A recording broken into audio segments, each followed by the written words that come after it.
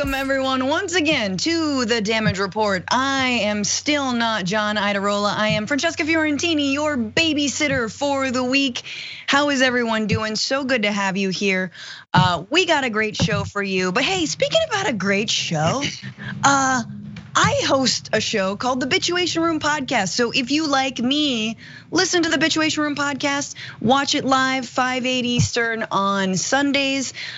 You can go there. Franny Fio is the / on YouTube. And if you don't like me, John's gonna be back on Friday. It's fine. Just calm down. All right, I can hear you. But no, so good to have you here. Make sure to sound off in them comments and to share and like the stream. And because it's a Wednesday, we have none other than the wonderful, the amazing Mr. Jayar Jackson. What's up, Francesca? Hey, listen, so this is Wednesday without John. I'm gonna go ahead and make sure you guys know we have a fancy French press this morning for you guys. Ooh. We're on with fancy Francesca. You can't have the Folgers like we have with John. Wow, it's beautiful. I mean, you might as well have your prep happening right in front of you since I'm a mess this morning. Might as well let everyone know. You know, there's bigger messes out there, Jayar, than what is going on in your world this morning. So I want you to know that out there, namely in Mar-a-Lago, there's more struggle happening. I hear there's some struggles with some roses. I don't know, I'm not gonna say who, but I just heard there's some struggles with some roses. You guys, yeah, it's rose season, and some gardeners came through and just hacked all the roses in my house away, and I've never felt such like a white Karen just being like, no, the roses. So that's what JR is referring to. I'm sorry, Francesca. Is this something lately for you? Because I know Anna has lately been hardcore on flowers and roses. And is this something that's been a stress reliever for you? Because it sounds like there's a lot of care goes into this. Yeah, no, I've named each one of them. It was like smelly. You're lying to me, for real? Dopey. No, but they're pretty. Roses smell so good. The pink ones, the pink ones. Okay. I'm sorry. John's really been sleeping on the rose content. Before we get into it, I just want to remind everyone that there is a special program coming up as part of TYT's Pride Special. A Pride Special on June 1st at 8 PM, 5 Eastern or 5 Pacific, 8 PM Eastern. TYT.com/live, hosted by Jason Carter, featuring John Idarola. You know him; he's like the normal host. Adrian Lawrence, Daniel Francesi, who I love, Plastic Martyr, Canela Lopez, Odessa Kelly, and Rhea Butcher. Love all those folks. Celebrating progress and discussing the crucial issues facing the LGBTQ community today. And also, Shop TYT is donating 100% of the proceeds to the Trevor Project, which I believe works around LGBTQ issues. So shoptyt.com, 100% of those proceeds going to the Trevor Project. So hey, get some swag, donate. It's a good win-win. With that said, JR, it's a big news Wednesday. Are you ready to get into this? I'm used to it. Let's do it. I love it. All right. Well, for Donald Trump, the Oval Office was kind of like base from, criminal fraud tag, right? As long as he was on base, he was safe. No one could touch him. Well, now he's no longer on base. He got voted off of base, and therefore 2 attorneys are chasing him and they're catching up. They're getting very, very close to official charges or an indictment, possibly a criminal indictment. So just yesterday, Cy Vance, Manhattan's district attorney, convened a grand jury that is expected to decide whether to indict former President Donald Trump, other executives at his company, or the business itself, should prosecutors present the panel with criminal charges, according to 2 people familiar with the development. So this development signals that the Manhattan District Attorney's Office was moving forward, seeking charges as a result of this 2-year investigation, which, as you all remember, included a lengthy legal battle to obtain Trump's tax records, which was successful, ergo $750. You guys, I'm sure a lot of us just did our taxes. If you didn't, respect, a little bit of respect, but $750, oh my God. All right, so just more about this grand jury. The panel was convened recently and will sit 3 days a week for 6 months. It's likely to hear several matters, not just the Trump case during its term, which is longer than a traditional New York State grand jury assignment. And then, of course, You gotta hear both sides. Let the man speak. It wasn't on Twitter, but the former president, Donald Trump, in a statement Tuesday evening, said the seating of the grand jury is a continuation of the greatest witch hunt in American history. Really? More than Salem? Okay, this is purely political and an affront to the almost 75 million voters who supported me in the presidential election, and it's being driven by a highly partisan Democrat prosecutors. Trump said, our country is broken, our elections are rigged, corrupt, and stolen, our prosecutors are politicized, and I will have to keep on fighting like I have been for the last 5 years. Well, he's definitely up to some serious fight now, because as you said, he's no longer on second base.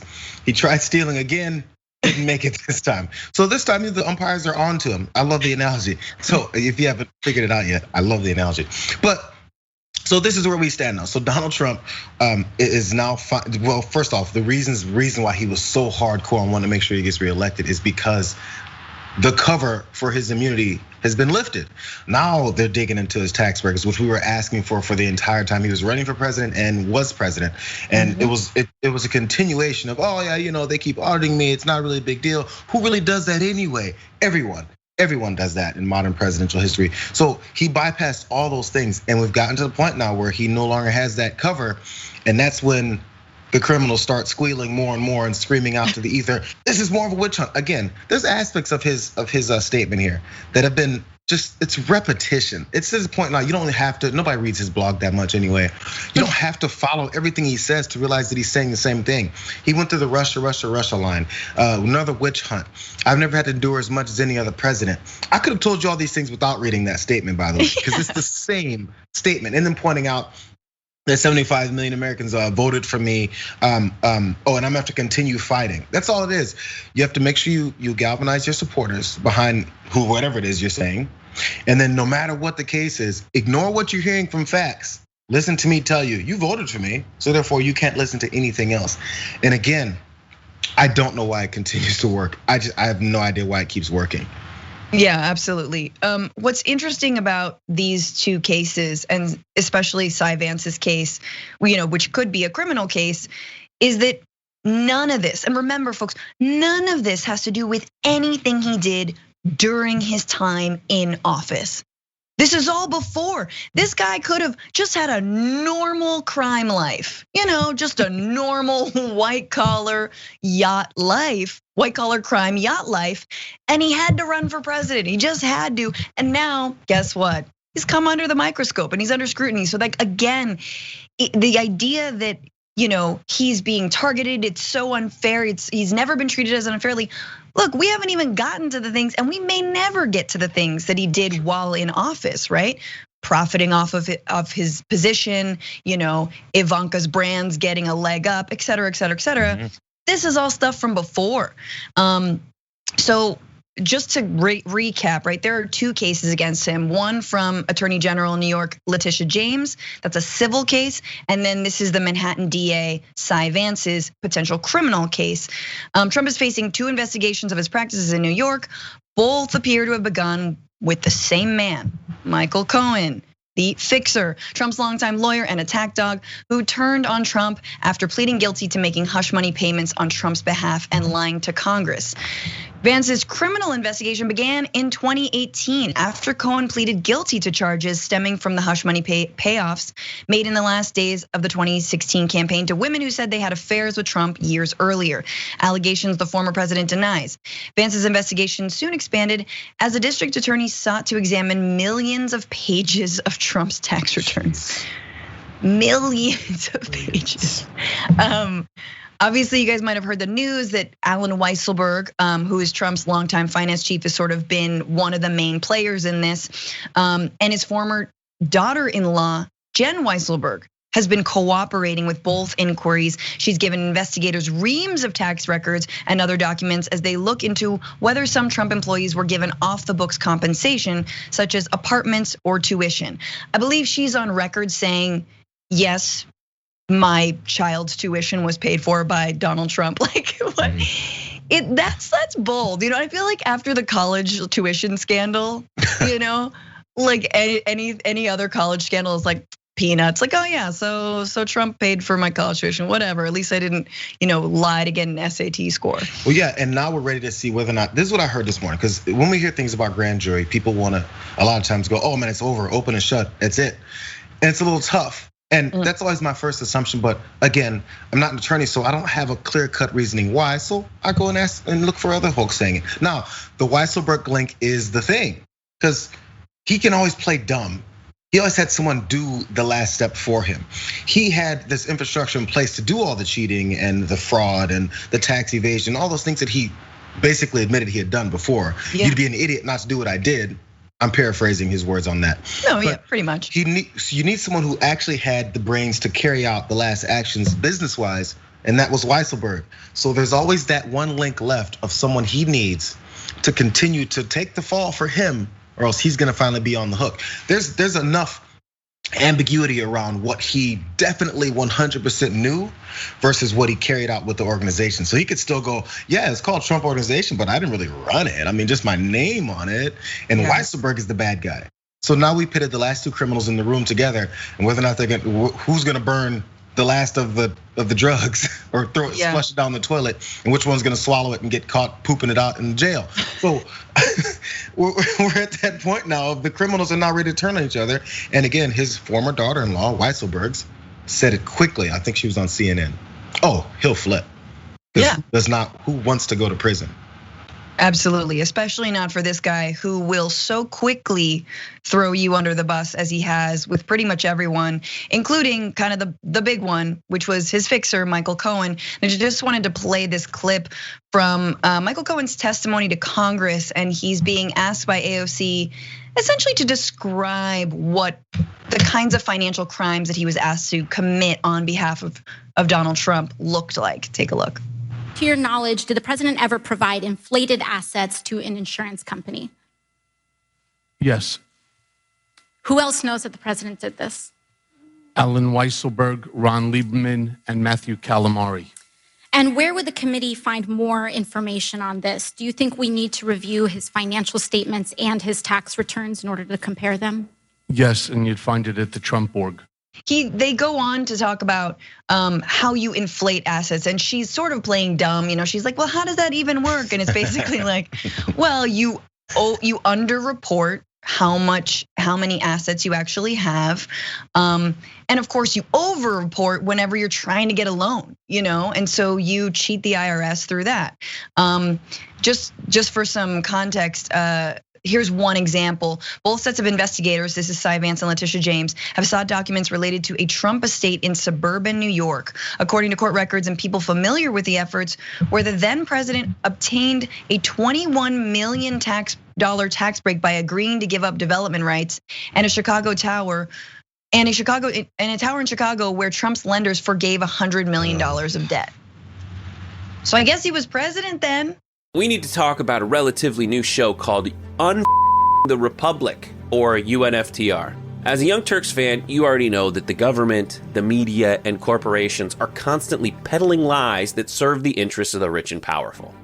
But now there's a podcast dedicated to unraveling those lies, debunking the conventional wisdom. In each episode of the Republic, or UNFTR, the host delves into a different historical episode or topic that's generally misunderstood or purposely obfuscated by the so-called powers that be, featuring in-depth research, razor-sharp commentary, and just the right amount of vulgarity.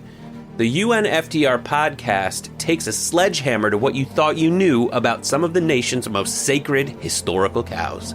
But don't just take my word for it. The New York Times described UNFTR as consistently compelling and educational, aiming to challenge conventional wisdom and upend the historical narratives that were taught in school. For as the great philosopher Yoda once put it, you must unlearn what you have learned. And that's true whether you're in Jedi training or you're uprooting and exposing all the propaganda and disinformation you've been fed over the course of your lifetime. So search for UNFTR in your podcast app today and get ready to get informed, angered, and entertained all at the same time.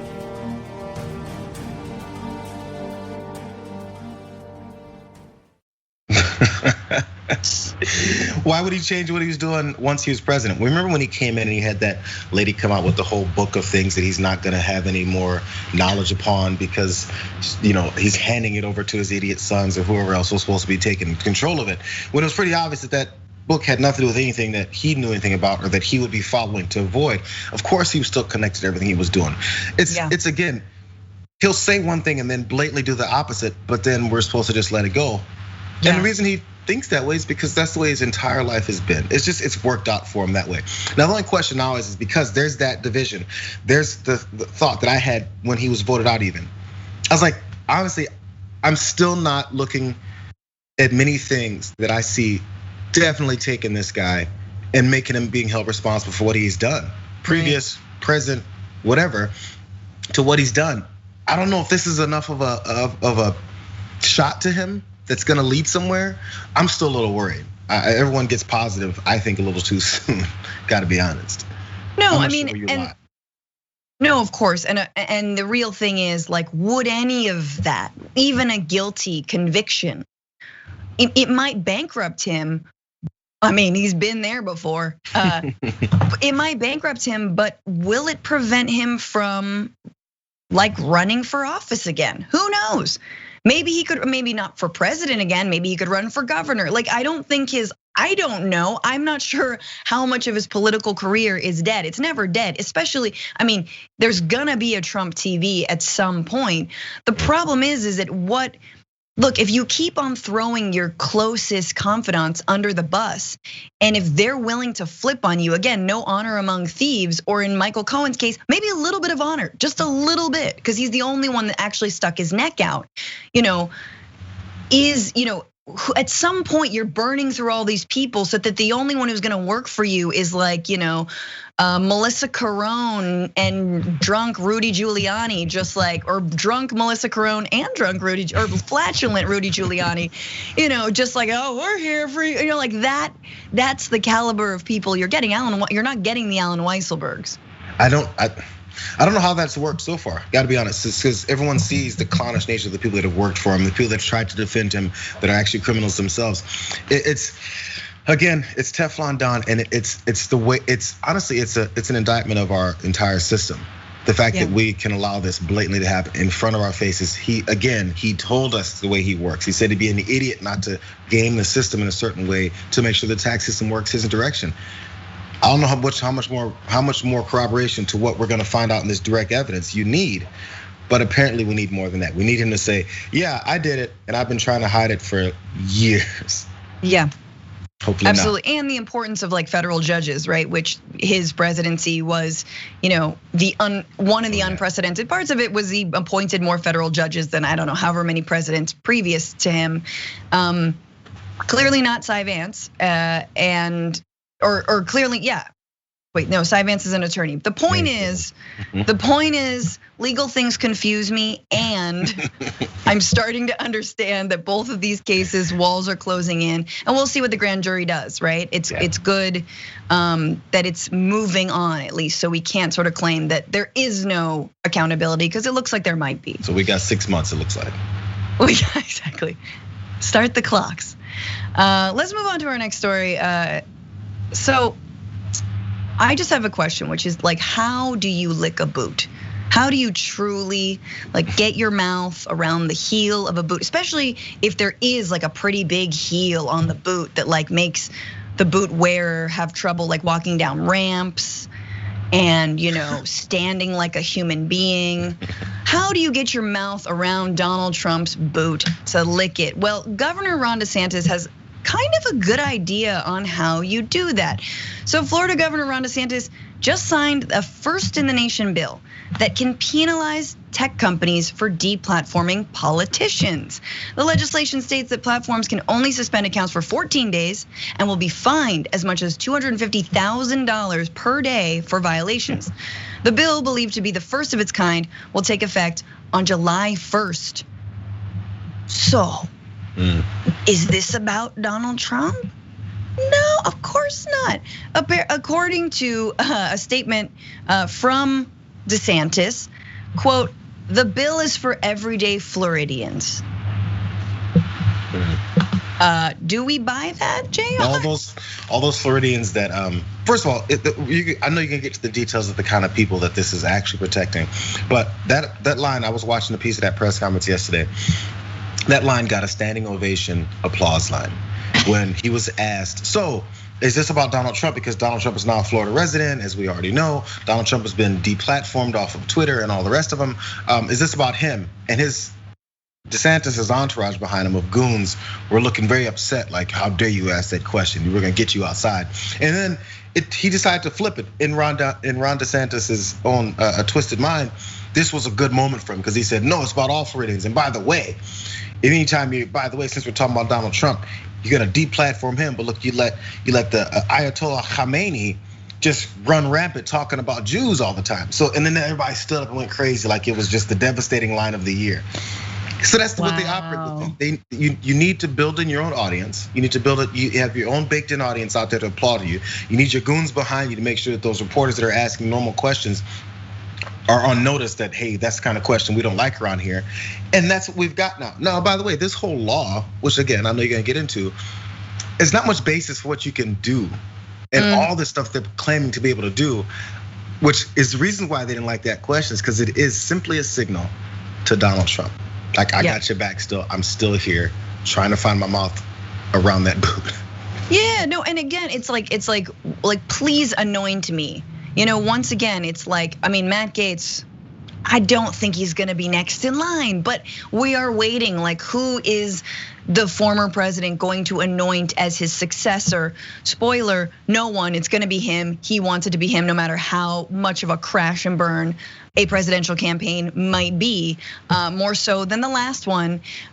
He'll still get votes, but but I think DeSantis clearly he's being groomed. I mean, in the way that he emerged, and we've talked about this on the show, emerged from COVID unscathed despite lying, hiding deaths, doing all of the things Andrew Cuomo gets reamed for, and rightfully so. DeSantis, no masks, no lockdown, let's hide the bodies, whatevs, let's keep, hey, oh, and my star is rising, amazing. I wanted to, let's see, read a little bit more about the details of this bill and the response to it. So, Graphic 7, the bill is gonna be met with a myriad of challenges from the legal left. Carl Szabo, the general counsel for NetChoice, a trade group representing big tech companies, said in a statement, the First Amendment prohibits the government from compelling or controlling speech on private websites. If this law could somehow be enforced, it would allow lawful but awful user posts, including pornography, violence, and hate speech, that would make it harder for families to safely navigate online. Yeah, absolutely. And I think it's an interesting question. I feel like the right is sort of like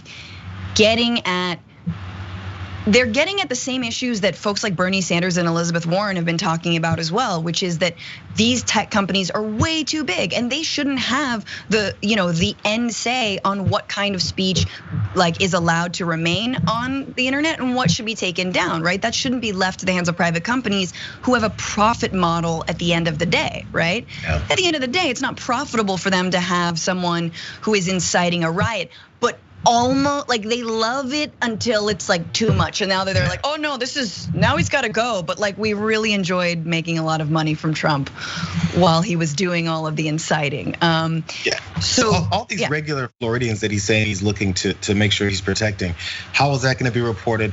You're doing all this for the funding and making sure you're finding these social media companies for regular Floridians for saying what? What is it that they're saying that they can lead to any kind of problem that these social media companies would have? I don't know, maybe I missed it, but none of that was very well like spoken at this whole event. So again, I'm not sure how you can look at this and then go, yeah, he's speaking for me, because there's carve-outs for huge corporation. One in particular. Oh yes. I don't think it's just regular Floridians. It's.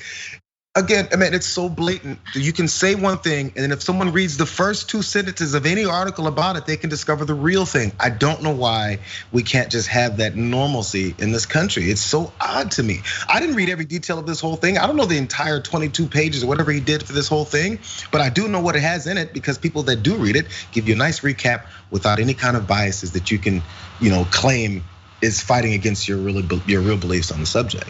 Yeah, I mean, it is like, I'll admit I haven't read the whole thing either, but I am presenting an article about it. But I will say that essentially my question around like, okay, this like awful hate speech and the other things that won't get taken down. It's like, okay, so does like a Holocaust denying 8chan poster just decide to run for office? And he's like, well, I'm a politician, you can't censor me. Like, don't you feel like that's the next step? If like, that's the idea. Right, like if YouTube takes down a Steven Crowder video, he'll be like, well, I'm running for office, so you get fined. Like, so random. It'll happen. But of course, Jayar's setting me up to drop this, which is that there is a carve out for a particular corporation who is exempt from being from if they get banned, from being held liable for it or being billed for it. So companies like Disney, a big contributor in Florida politics, were carved out of the measure just before the legislature approved the bill and sent it to the governor. The legislation includes a clause that exempts a company that, quote, owns and operates a theme park or entertainment complex. So that means that Disney can ban somebody. Is that what it is? Or is it that Disney can't get banned? I'm not even clear on this. Whatever they want is what it means. Yeah. It's whatever they want. And also, again, the reason why this has no basis for any of it, because it's not gonna survive in any kind of court challenges, which it won't, is because, I'll quote Corbin Barthold, since I'm not an attorney. So he's a internet policy counsel, nonprofit think tank, Tech Freedom. This is a First Amendment train wreck he talks about. So it's no different than when, like he says this, it's no different when a newspaper or someone like has a certain standard that they want on with their companies, the way that they present things.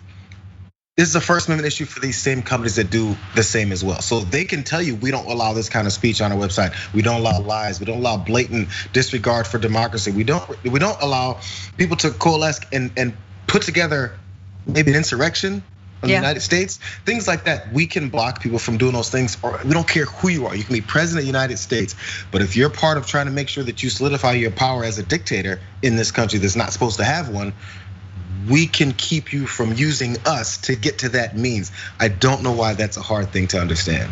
Absolutely. I mean, it also like flies in the face, Disney's been in the crosshairs of like so many right wingers, whether it's changes made to the rides to make them more, quote unquote woke / not racist, or firing of Gina Carano from The Mandalorian. Like everybody hates Disney, and Disney is like incredibly concerned about its image, maybe to a fault, maybe too much. But Ron DeSantis is basically saying, no, we'll protect you from banning anyone you want. We've got you. You can do whatever you want because obviously, you help out. Well, we give you tax kickbacks. We've got an agreement. Once in a while, a child gets eaten by an alligator at your park. It's fine. We won't talk about it. Such a crazy story. But obviously, this is so scary. This is at a moment, DeSantis doesn't care about the First Amendment. For some people, the Democrats in the state fired back with a statement talking about the anti-riot bill that was passed by DeSantis recently, which basically criminalizes protests specifically aimed at BLM demonstrators. They wrote, if Republicans really cared about protecting our First Amendment rights, they would never have allowed dangerous and anti-American HB1 to pass through the Florida legislature and have been signed into law. Instead, they're talking out of both sides of their mouths, muzzling protesters' freedom of speech and right to peacefully assemble, while also stripping private businesses from determining what is and is not acceptable on their own platforms. This reaction to Donald Trump's ban from Facebook and Twitter following a dangerous disinformation campaign leading to the insurrection on January 6th is an overreach of government by the very party which claims to fight against such actions. I think it's helping him lead. This is Ron DeSantis is the leading next Trump. He is. I know there's a few people lining up, as you mentioned. Matt Gaetz has taken himself out of the running, but it's. I'm trying to think of who can even be number two, because there's a bunch of people who did their whole thing. The Rand Pauls and Lindsey Grahams of the world. I mean, you got the Kristi Noem. Kristi Noem or Noem, I don't know. Yeah, Noem, I don't know her. Yeah, she's working. As long as you have a governor, you have to be at the level of at least maybe a senator, congressman level, and governor to make sure this happens. So I'm trying to find the hierarchy here, and it looks like he's the only one kind of left. Yeah. Of the bigger names, because Lindsey Graham tried already. The people who ran for president before are kind of old news.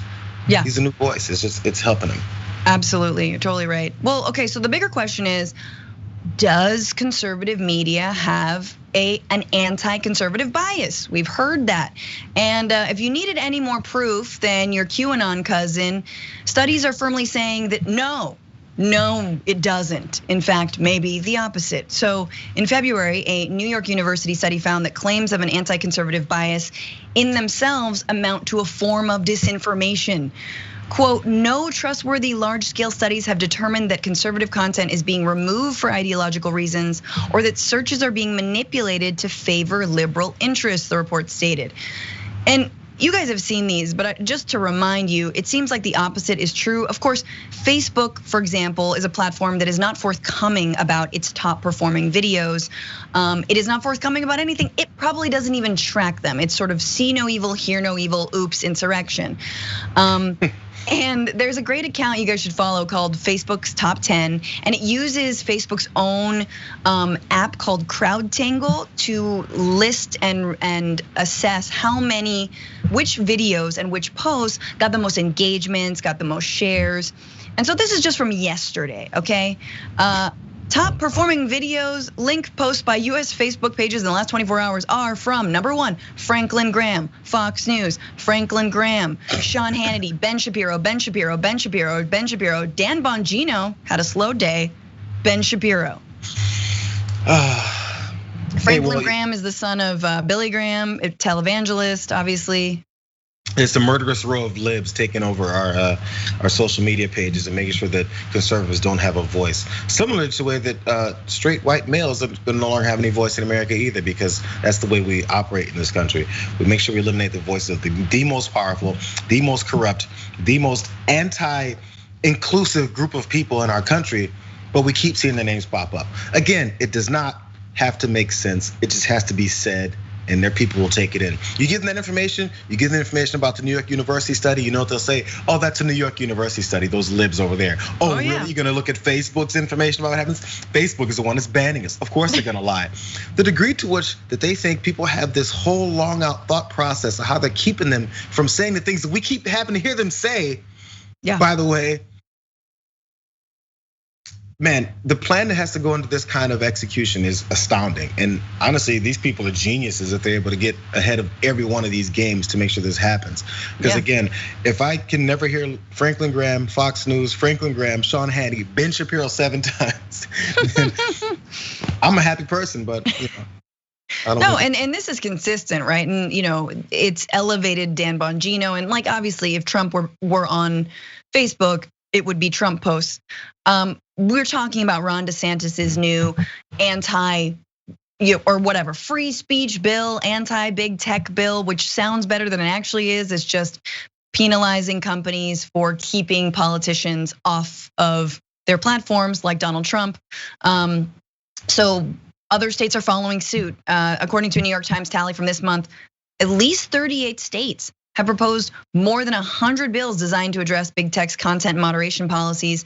Many have speculated that the statewide pushback against big tech reflects a dearth of substantial regulation at the federal level. Oh, you think?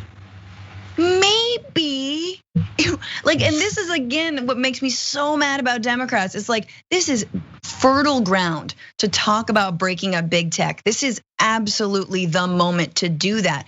But actually, big tech are huge Democratic donors, right? And they are a little bit more liberal, obviously, on issues around gender and LGBTQ issues and even immigration, right? Like we know that. But this is one of those things where no, you have to bite the hand that feeds you, because the right is coming in on your territory now, but for all the wrong reasons and to uphold all the wrong people. And once again, if we break up big tech, look, Bongino, Shapiro, nobody says they're going anywhere. They're still gonna have platforms to put out. But the way that the algorithm, the almighty, that we have no idea how it works, the way that it works, it promotes false information, it promotes incendiary information, and it promotes, yes, right wingers, extremists all the time, y'all. The studies on how fake news travels like 400 times faster than real news. So once again, when you break up big tech, when you take the monetary incentive out, when you sort of level the playing field, yes, you will get rid of this kind of noxious information, especially its ability to rise to the top like that. My last thought on this is it's startling. People have to think about that. You read this whole stat.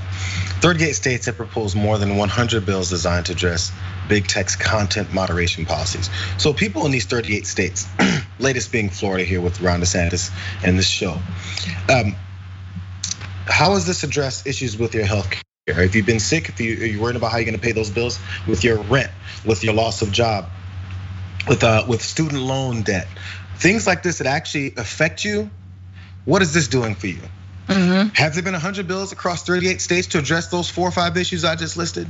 If there's not, then you're finding out what your politicians care about versus what you care about. But they'll sit in front of a camera, roll up their stupid sleeves on a collared shirt and say, I'm out here in the middle of Texas and I'm talking to Texans about what's really wrong. You know what they're upset about? Facebook is banning, is keeping their content where they said something racist. No, they don't know how they're gonna pay for that medical bill. They have no idea how they're gonna feed their kids. They have no idea how they're gonna continue to work this job that's getting them nowhere. They have no idea how they can take care of those kids once they have another one. So these types of policies that these guys put forward will continue to show who and what they actually care about. Yeah. That's why they didn't like that it was asked about Donald Trump, because that's who they care about. They do not care about the issues that actually affect you.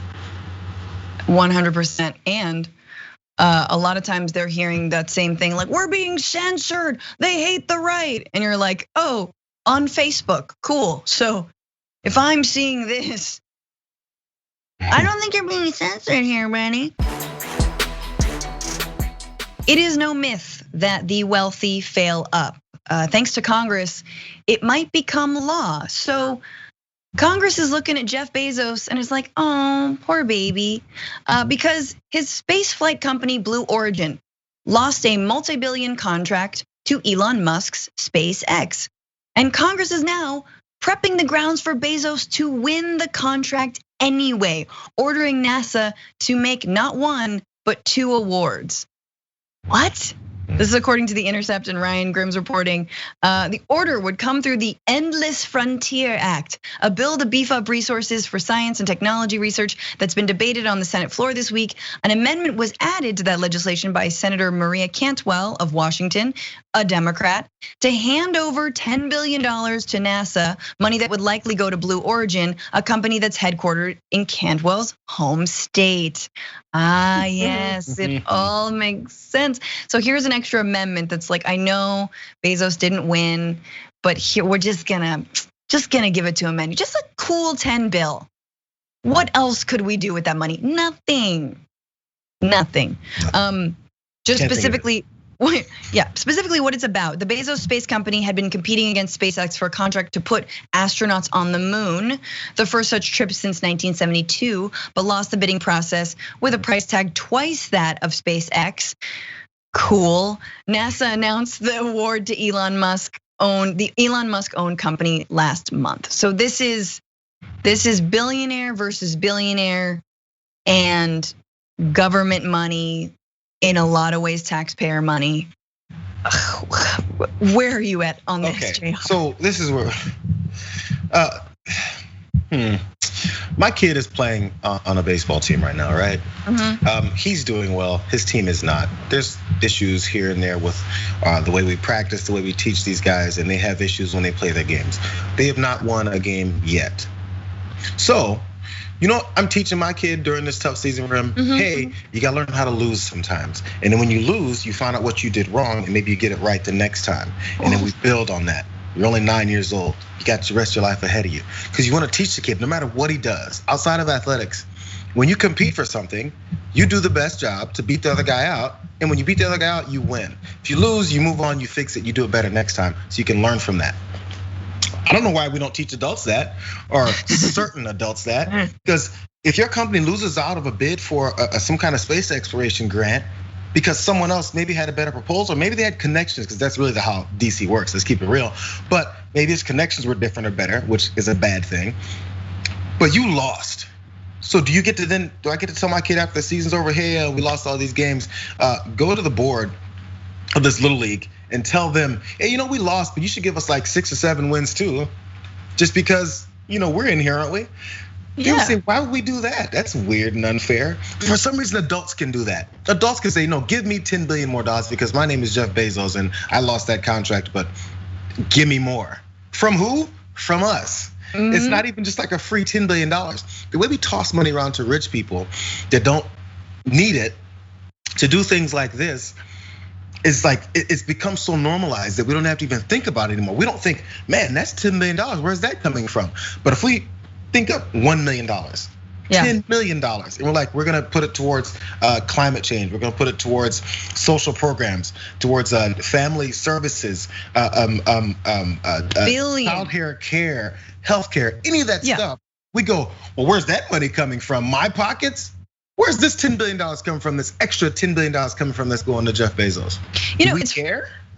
No, it's interesting. I had, economist Stephanie Kelton on, and she talks about the modern monetary theory, and actually that $10 billion, it is part of the money that we print. It's part of the money that like the government, some of it is taxpayer money for sure, but some of it's also just, when we go to war, there's always money. When we have to give, billionaires tax breaks, which by the way, Bezos and Elon Musk absolutely got. That's just money that like the Fed prints. We've got that money. And her argument is that that's okay if you're investing in all those things you just mentioned, in healthcare, in education, in infrastructure. But of course, and we can talk about it every time I talk about space in the wrong way on the internet, a lot of people get mad at me. But let me just say, Elon Musk is not your friend. Elon Musk is never going to give you a pound, the currency or like the physical pound. Elon Musk, you're never gonna afford a Cybertruck, moon truck, whatever what I was gonna end that with. Like this, the question is, why do we need to put astronauts on the moon? Why? What are we doing there's no water there. Well, there might be on the dark side, but I don't know. Look, all that's on the dark side of the moon is a lot of good weed and like a great soundtrack. But like, I don't understand why we're spending this much money to go there. And we're not gonna send scientists. It's gonna be like Kylie Jenner's kid who's like, I just wanna see what the moon is like and like take a selfie. Like that's who we're gonna send. And promote ourselves that way. I never thought about it that way, honestly. Then what do we do once we're there? And why haven't we been going back and forth every year with a new guy? I don't know. I mean, what year? I don't even know what year the whole moon landing was. So it's 68? I think so, something like that. But how come it didn't happen again in 70, in 72? Every other year. Anyway, it really is, I never thought about it that 59. way. I'm sorry, 59, earlier than that. 50s? I thought it was in 60s, okay. Oh wait, no, first crew to land on the moon, 69, almost, but 69, nice as they say. My bad, John's out, it doesn't matter. Yeah, so I just wonder, we're putting all this money towards it. I'm just thinking about the fact that the contracts would have all these issues with it, but the fact that we now are not even thinking about, now what? Why is this extra money going to something like this? If there's a real reason, it's fine, because my assumptions, even when I hear about any of this space exploration, my immediate knee-jerk reaction is, oh, that's good, that's great. Space exploration, we wanna know what's out there. We wanna be able to analyze, maybe we can figure out something about our world because of what's outside of us. I don't know.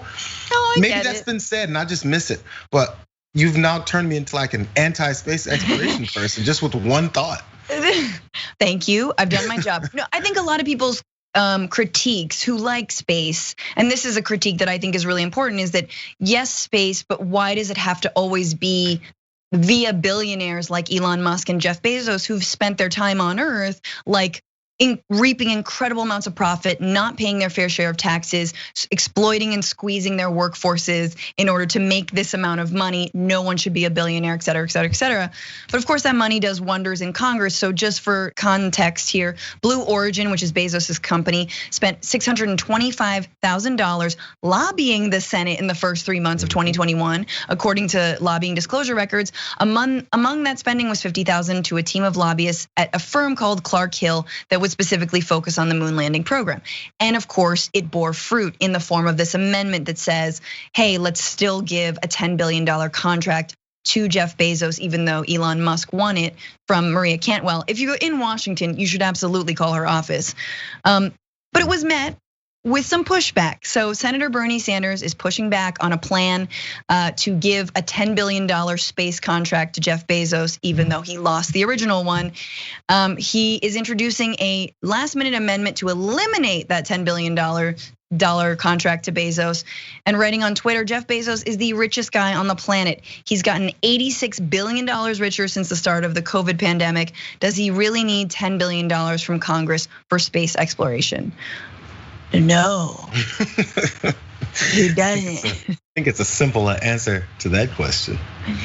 Yeah, I love the Bezos Bernie feud, which got really fun around the Bessemer, Alabama unionization vote, when it was like all these Amazon accounts just like throwing shade, and you're like, who do you hire to run these accounts? Like, what angry 18-year-old is like dunking on Bernie? It works for certain companies. I think Wendy's does it, Slim Jim does it, and like maybe Burger King. Those companies have like, a younger person who's connected and knows all the social media stuff enough to just randomly chime in on random popular posts and just say something under the name of Slim Jim. And I guess they do the same thing when it comes to things like this. Like whoever, just run the social media account. It's fine. It's how it works. Now, when it comes to Bernie Sanders and his challenge against it, it sucks because I don't know if it's gotten to the point where Bernie Sanders' office is just saying we'll say and try and present the right things, and then after it fails because we know how the rest of the Congress works, we just move on and concede. Because it's the same thing happened with the attempt to block the arms sales to Israel, $735 million more. Yes. And then he presented it. They said, "F you." He said, "Okay, now this again. Why do we need $10 billion more for Jeff Bezos?" They'll say, "F you." Okay. Yes. And then us progressives will be like, "He's trying." I don't know what else to do anymore. It's just every day is he's trying. Good job. Yes. He's trying. Back to the corner. No, and he is, and it's like what again? What's on the moon? What's on the moon? Is healthcare on the moon? Can we find could we get a what is it called? A pap smear? I love going back to these. Like, is there like an affordable pap smear on the moon? Is there good prenatal health care on the moon? Because I think, women on Earth could really use that. Look, and the entire thing, guys, it just drips with corruption, right? You got $625,000 lobbying to the Senate. And then, of course, Maria Cantwell putting it in the bill saying, yes, Bezos can get this $10 billion contract. Like, we love to judge other countries as, well, they've got a corrupt leader. They're super corrupt. Guess what they don't have? An entire lobbying infrastructure. The reason that so many countries where it's like, oh, this president is in hot water, this congressperson, because they got like a suitcase of cash. Well, guess what? Suitcase of cash is almost more honest than an entire legal infrastructure to bribe lawmakers. Somehow we don't because Bernie Sanders is like, it'd be weird for him to call out Senator Maria Cantwell and talk about the lobbying, right? Because it's just legalized bribery.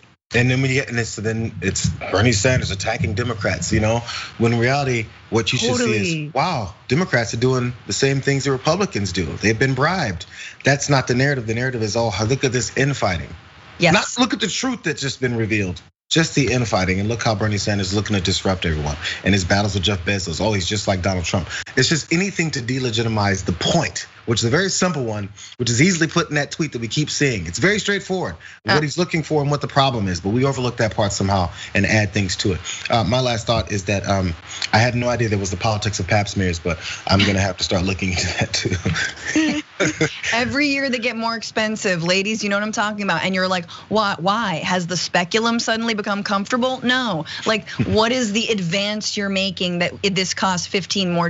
There is no advance, it's a privatized healthcare system. So if I develop a speculum that becomes more comfortable, will I make $10 billion potentially? Yes, you will. I wanna see that on Shark Tank.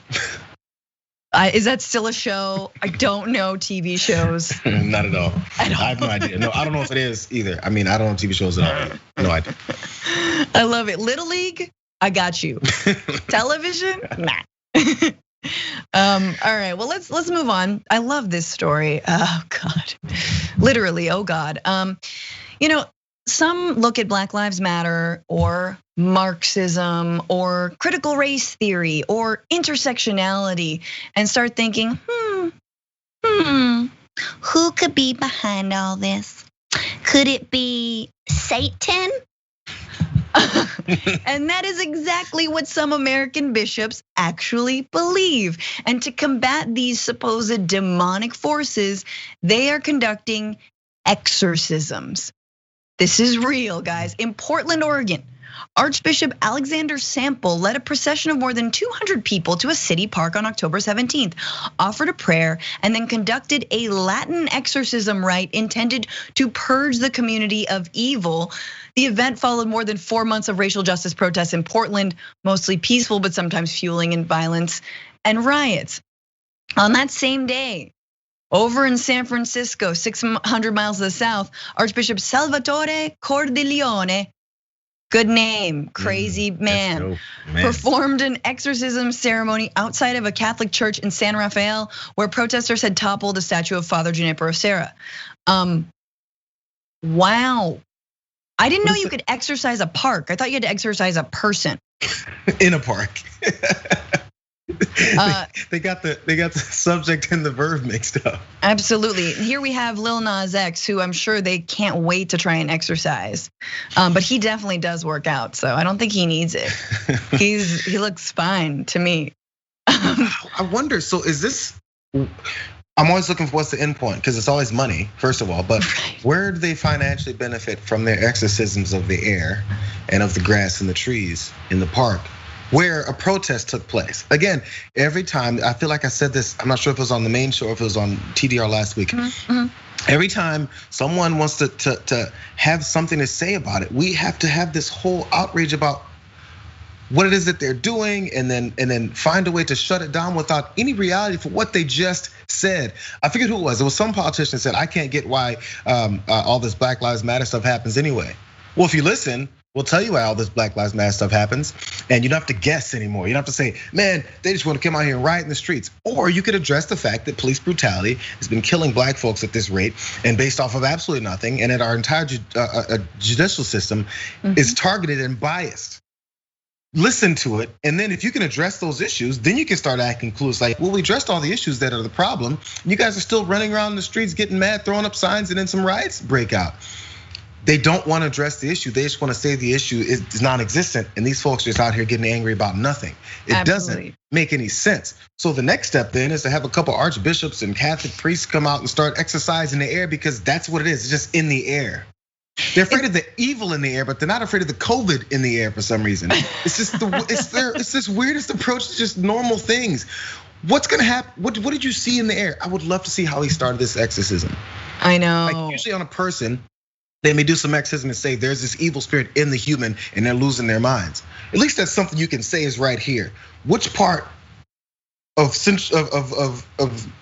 don't know, whatever park they got in Oregon is the evil part? Is the family over there 100 yards away? Are they still in the safe zone? It's so weird, and people show up and still give these guys money for it. Yeah, well, I love the idea that like maybe the movie The Exorcist, like she was just like screaming, like an injury to one is an injury to all, and like communist slogans, like rise up, like this is such a good workers sketch. of the world unite, like that she was a communist. I would probably love it even harder and stan her even more. No, but also let me just say, I feel like America is trying to exorcise the country of racism and a racist policing institution. Like that feels like what we're doing. It's been going on a long time. America's a very unwilling patient. We gotta strap it down, but it does feel like we're on us, yeah. Exactly, we're like an umbrella trying to like prevent it from puking. No, totally, that feels like what we're doing is exercising it. But there have been some good responses to this insane story of priests trying to exercise Black Lives Matter, which was a tribal activist, a native activist, Greg Castro, told the National Catholic Reporter, I love this, exorcisms are a throwback to the thinking of the 1700s, which justified what the Spaniards did to us. To them, we are some kind of demonic spirits. And it's very right on. It's like look, I'm not disparaging religion, and look, there are amazing Catholics, Dorothy Day, Catholic workers, strong sense of justice. But when you combine Catholicism and religion and colonialism, yeah, Native Americans were seen as heathens and demonic, and everything that they worshipped was seen as ridiculous. And the way people talk about like sage burning is like, oh, that's devil stuff. Like what? You just burn incense. You just burn a different thing. Yeah, and then so there's you can have your belief systems too, like the holy water part. That's fine. It's something used for your ceremonial things. And by the way, hearkening back to one of Donald Trump's favorite lines, he likes to call things a witch hunt when it's actually accountability for himself. Ironically, witch hunts were one of those things that are similar to this. We just grab people and say that they were these demonic figures that were casting spells on people somehow because, I don't know, women left the house and they became witches somehow. That's the kind of stuff we used to believe in, but we let that go and call it now a negative term, but we're still conducting exorcisms of a park. We like to keep the stupid elements of these things and then dispel the things that we consider now crazy when all of it was. Yeah. I don't know how we selectively choose these things. No, yeah, I mean, obviously they operate on their own rules, but if they were listening to the Vatican, which has been better. I'm not a Pope Francis stan. I'm not someone who's like, oh my God, Pope Francis, he's okay. He could do more evolving, as they say, especially on abortion rights and things like that. But he did speak out last year when George Floyd was murdered and in the wake of all of these protests. And he had a statement, he wrote, "My friends, we cannot tolerate or turn a blind eye to racism and exclusion in any form and yet claim to defend the sacredness of every human life." See, he gets the hypocrisy. "Today, I join the church in St. Paul and Minneapolis and the entire United States in praying for the repose of the soul of George Floyd and for all those who have lost their lives as a result of the sin of racism." Wow. Wow, it's a sin. So are they gonna dismiss him now? I mean, that's the Pope. You're supposed to listen to everything he says, right? No, he knows too many secrets. They'd have to off him in some kind of way. He knows all the secrets. He's got to go to the island. He's got, there'll be a faking your own death. I don't know. We could dig like an El Chapo tunnel out of the Vatican to get him out of there or something. Did you do any of the Catholic school stuff? I have no idea how Catholicism really works. How does it? All the rules and I don't know. Super Old Testament. I don't know. Everyone's gonna correct me. Super Old Testament. Not really that into Jesus. Kind of. The biggest difference is that the blood of Christ is literally the communion. That is actual blood and that is actual body, even though you don't actually eat flesh and blood every Sunday. So, but somehow that was the big difference. Lots of itchy tights and uniforms and terrible haircuts like I had when I was a child. But yeah, I did go to Catholic school for like a year. Oh yeah. And then I misbehaved too much and they took me out and my mom put me in public school and I was like, oh, I love this. I hated that. I hate private school. Why would you? A Francesca misbehaving as a child must have just been talking in class. It couldn't have been more than that. Just clowning everyone. That was very much me. Was. All right. Was. I am a reformed clown. Some are reformed Catholics, I'm a reformed clown. All right, this is probably my favorite story. I know I lied, I said that was my favorite story, but this is my favorite story. I got the Pfizer vaccine, feeling fine, but some people are gonna pay me to say otherwise, maybe. So YouTube influencers in France and Germany have been offered money by a strange PR company if they falsely tell their followers that the Pfizer vaccine is responsible for hundreds of deaths. So this company is called Faz or Faz, I don't know how you pronounce it, and they may have connections to, wait for it, Russia. Cue lightning bolt strike. Faz, which said it was an quote influencer marketing platform connecting bloggers and advertisers, claimed to be based at 5 Percy Street in London, but is not registered there. On Tuesday, it closed its website and made its Instagram account private. The agency contacted several French health and science YouTubers last week and asked them in poor English to quote, explain the death rate among the vaccinated with Pfizer is almost 3 times higher than the vaccinated by AstraZeneca. We love AstraZeneca. Sorry, that's how I imagine. So the influencers were told to publish links on YouTube, Instagram, TikTok, and Reddit to the reports in Le Monde, which is the first outlet that broke the story, about a leaked report containing data that supposedly substantiates the claim.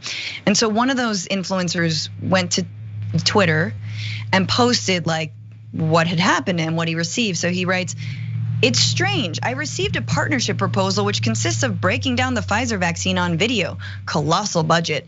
Client who wants to remain incognito. And you have to hide the sponsorship. Ethics, if you see these videos, you'll know it's an op then."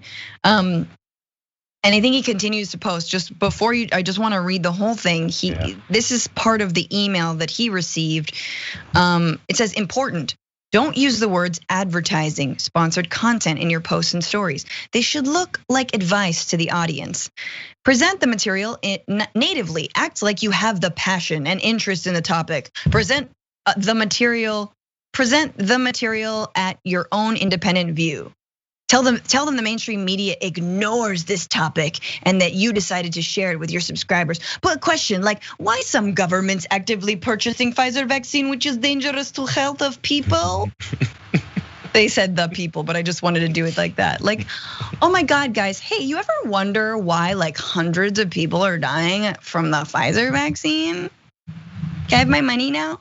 Yeah, that's the way, and that's the a way of the future now. They're thinking, we've talked about all these other stories about how, there's this opposition to social media users and social media companies and all this stuff, because they're so hell bent on that, because that's such a strong tool they'd like to use to push propaganda, lies, whatever else they need to do to convince the general public of whatever it is they need to manipulate us with.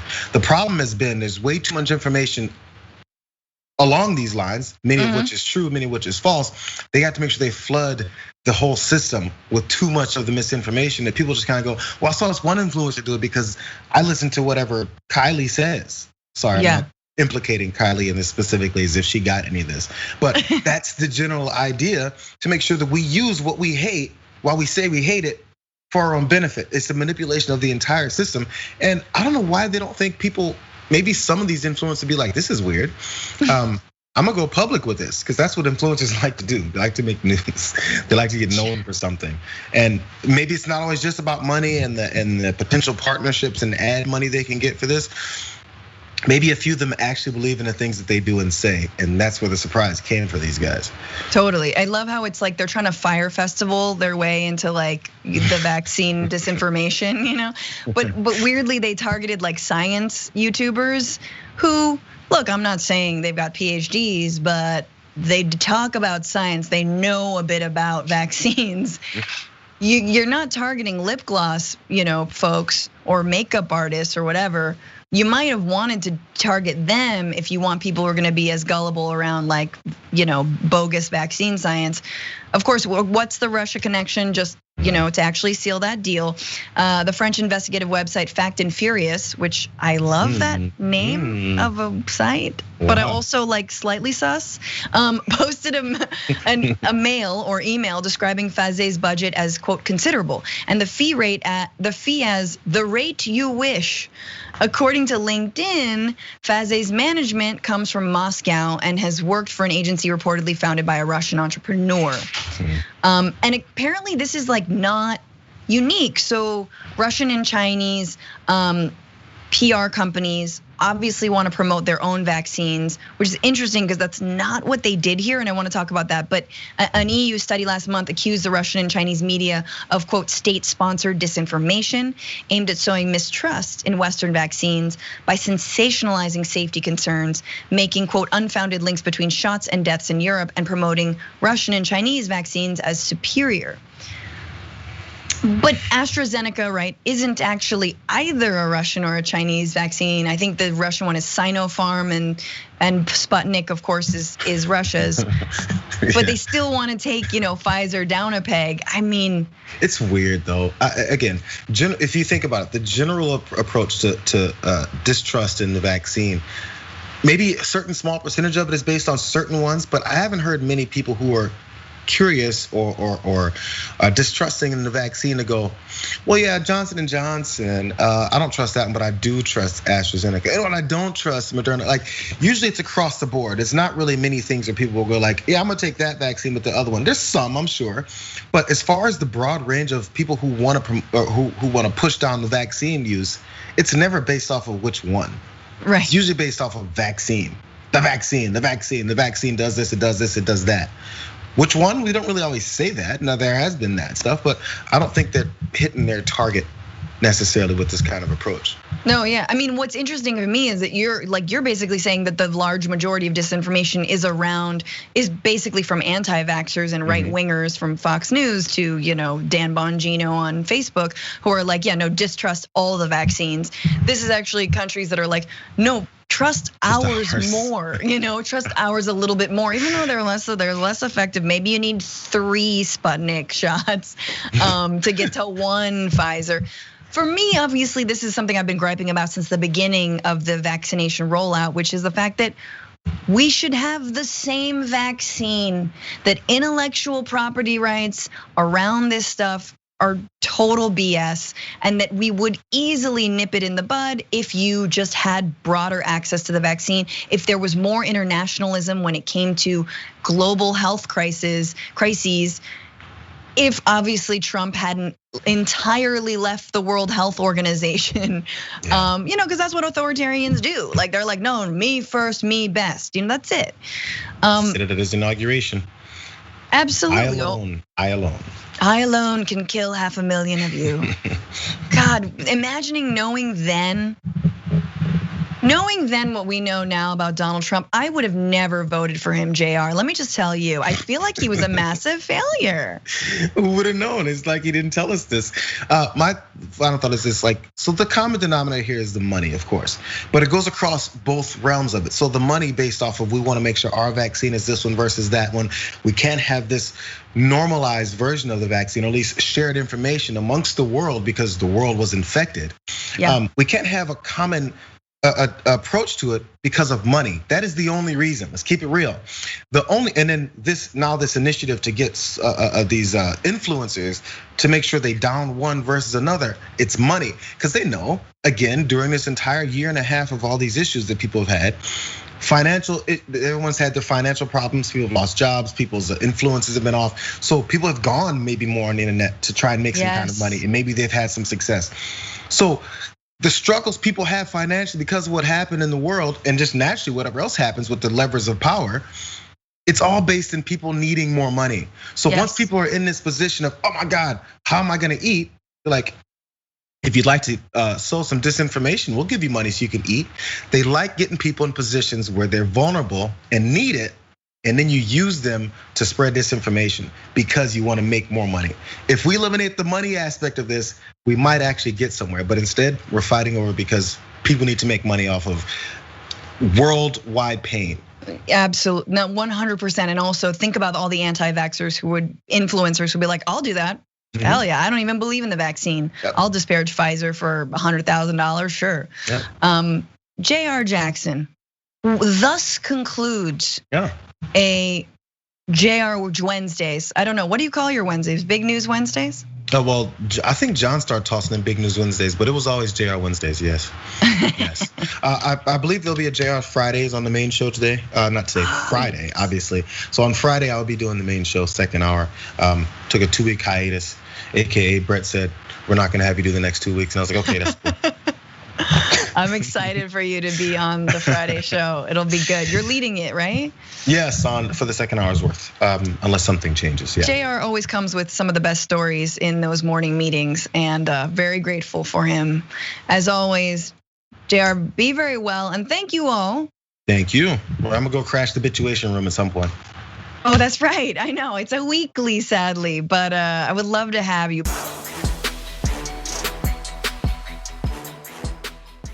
Thanks for listening to the full episode of The Damage Report. Support our work, listen ad-free, access members-only bonus content, and more by subscribing to Apple Podcasts at apple.co/TYT. I'm your host, John Adarola. I'll see you soon.